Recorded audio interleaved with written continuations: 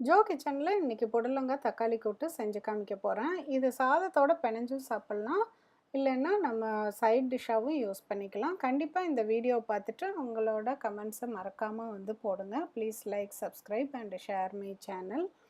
இந்த ரெசிபி செய்கிறதுக்கு ஒரு 1/4 கப் கடலைப்பருப்பு, அந்த கடலைப்பருப்பை நல்லா வாஷ் பண்ணிவிட்டு ஒரு 3/4 டம்ளர் தண்ணி வச்சுட்டு நம்ம ஒரு 2 to 3 விசில் வந்து வச்சு வேக வச்சிடலாம். இந்த அளவுக்கு வந்து வெந்துடும். தண்ணி வந்து இவ்வளோ கூட தேவையில்லை. இவ்வளோ தண்ணி இருந்தாலும் கொஞ்சம் தண்ணியை ரிமூவ் பண்ணிடுங்க.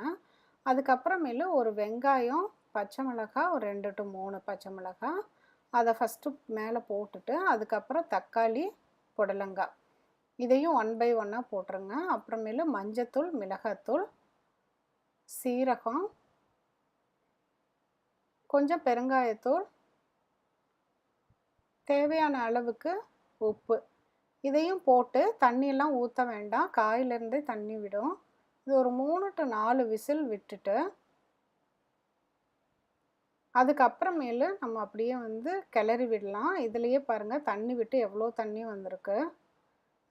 தண்ணி வந்து ஓரளவுக்கு சுண்டுற அளவுக்கு காயோடு சேர்த்து அப்படியே கொதிக்க விட்டுறலாம். அதுக்கப்புறமேலு நம்ம இப்போ இதை தாளிக்கணும்.